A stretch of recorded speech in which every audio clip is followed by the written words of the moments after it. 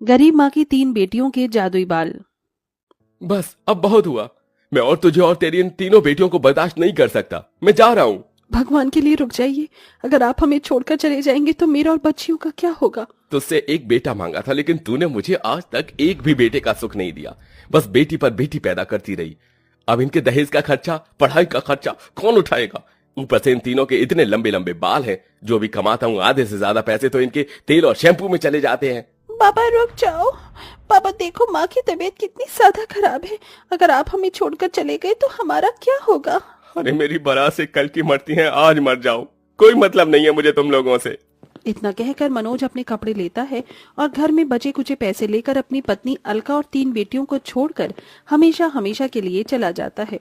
हे देवी माँ, अब तू ही मेरा और मेरी इन 3 बेटियों का सहारा है। हमारी रक्षा कर। अलका अपनी तीनों बेटियों को गले लगाकर रोने लगती है। अलका के पति मनोज की हमेशा से यही चाहती है कि उसके बेटे हों, लेकिन बार बार अलका के 3 बेटियों को जन्म देने के बाद अब मनोज अलका और अपनी खुद की ही 3 बेटियों से बेइंतहा नफरत करने लगा था। इसलिए अब वो अपनी तीनों बेटियों और पत्नी को बेसहारा छोड़कर हमेशा के लिए चला जाता है। ऊह, ऊह, ऊह, ये लो, पानी पी लो। रूही, माँ ने 4 दिनों से कुछ भी नहीं खाया है। माँ तुम अपना ख्याल रखना, हम कहीं से बाहर से कुछ खाने को लेकर आते हैं। मेरी बच्चियों, तुम बाहर से खाना कैसे लेकर आओगी? माँ आप ही तो कहती हो, मुश्किल में देवी माँ हमेशा हमारा साथ देती हैं। बस आप यहीं आराम करो, हम अभी आते हैं। तीनों बेटी अपनी बीमार माँ के लिए खाना लेने चली जाती हैं। तीनों बहनें कई लोगों के सामने हाथ जोड़कर मदद मांगती हैं, लेकिन कोई उनकी मदद नहीं करता। जिसके बाद अब रूही जहां मंदिर के बाहर बैठकर भीख मांगती है, प्रेरणा रोड पर बैठकर लोगों के जूते साफ करती है और वहीं मेघा ढाबे पर लोगों के झूठे बर्तन धोती है। और जमा किए गए पैसों से तीनों बहनें अपनी माँ के लिए खाना और दवाई लेकर आती हैं और अपने हाथों से अपनी माँ को खिलाती हैं। नहीं बेटा, बस मेरा पेट भर गया, अब तुम तीनों खा लो। नहीं माँ, आप खा लो, आपको दवाई भी खानी है। अगर दवाई नहीं खाओगी तो ठीक कैसे होगी? अपनी छोटी छोटी बेटियों को अपना इतना ख्याल रखता देख अलका की आंखों में आंसू आ जाते हैं। और ऐसे ही गरीबी में तीनों बेटियों और माँ घुट घुट कर अपने दिन गुजार रहे होते हैं। और एक दिन, अरे चलो चलो, ये मकान फौरन खाली करो। अब मैं तुम तीनों माँ बेटियों को अपने घर में मुफ्त में और नहीं रहने दे सकता। मालिक भगवान के लिए हम पर रहम कीजिए, हमारे बाबा हमें छोड़कर चले गए हैं। माँ बीमार है और हम तीनों बहनों को कहीं पर भी कोई काम नहीं मिल रहा है। ऐसी हालत में हम आपके किराए कैसे चुकाएंगे? अगर आप हमें घर से बाहर निकाल देंगे तो हम लोग कहाँ जाएंगे?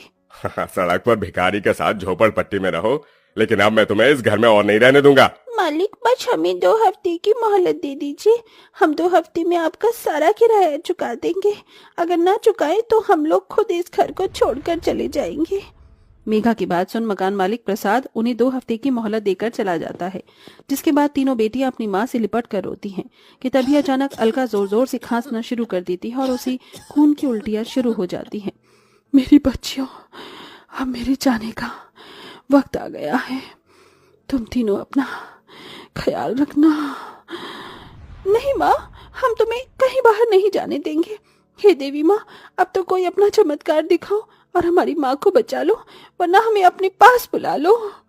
प्रेरणा इतना बोल ही रही होती है कि तभी उन तीनों बहनों के लंबे लंबे बालों में सुनहरी रोशनी होती है और उन बालों में से आवाज आती है, अब वक्त आ चुका है कि हम तुम्हारी मदद करें।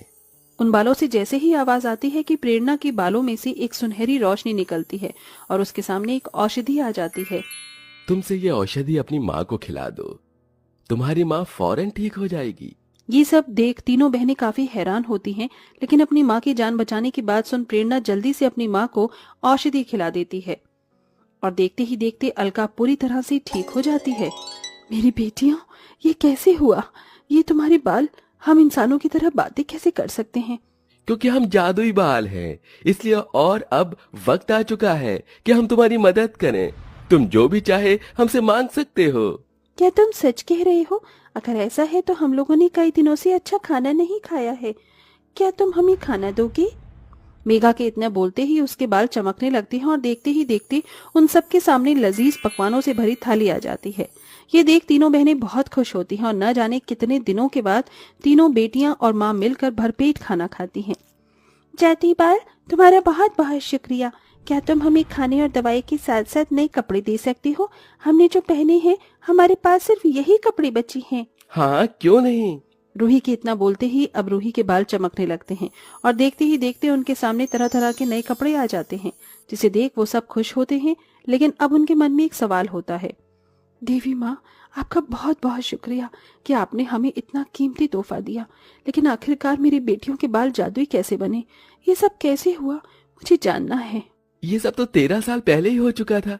याद करो, जब तुम पहली बार गर्भवती थी और देवी माता के मंदिर में बैठकर प्रार्थना कर रही थी। हे देवी माँ, बेटियां तो माता का रूप होती है, लेकिन मेरे ससुराल वाले तो बेटियों को बोझ समझते हैं। मेरे पति ने तो साफ साफ कह दिया है कि अगर मैंने बेटी को जन्म दिया तो वो उसे मार देंगे।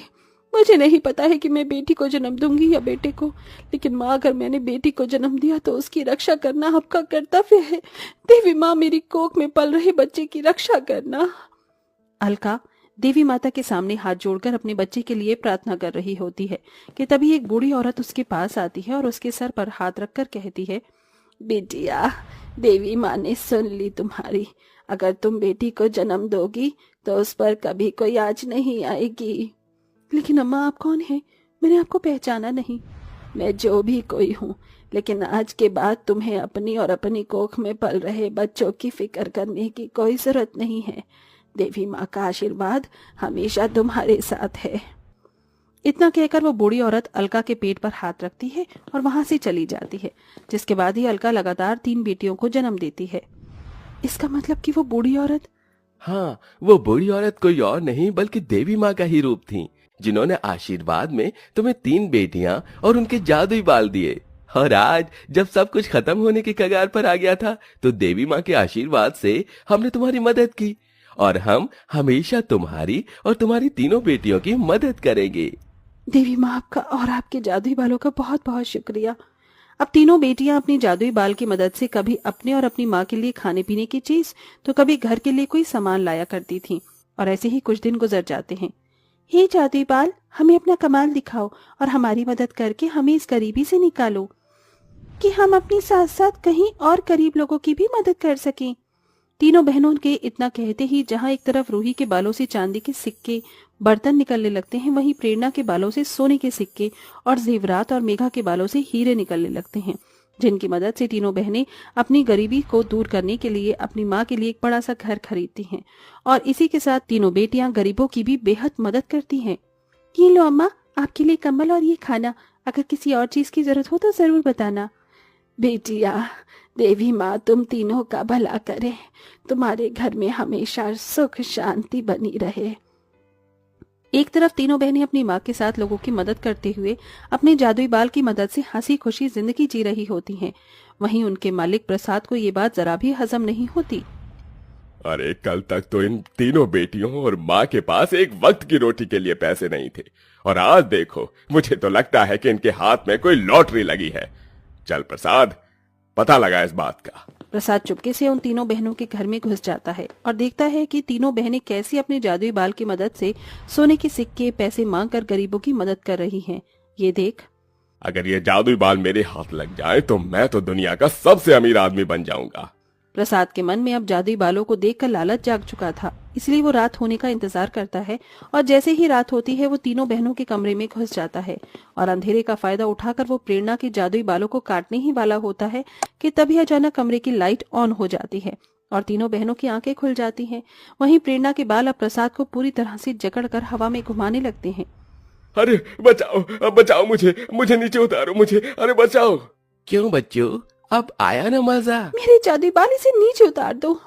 प्रेरणा के इतना बोलते ही उसके जादुई बाल प्रसाद को नीचे उतार देते हैं। अरे अच्छा हुआ तुमने इसे रोक दिया, वरना आज तो मैं मर ही जाता। देख लिया अपनी लालच का नतीजा। अब करोगे तुम दोबारा ऐसा? मैं कभी ऐसा नहीं करूंगा और न ही इस बारे में किसी को बताऊंगा, मुझे माफ कर दो। प्रसाद डर के मारे वहां से चला जाता है, जिसके बाद तीनों बहनें हंसने लगती हैं और हंसी खुशी लोगों की मदद करते हुए अपनी माँ के साथ हंसी खुशी अपनी जिंदगी जीती हैं।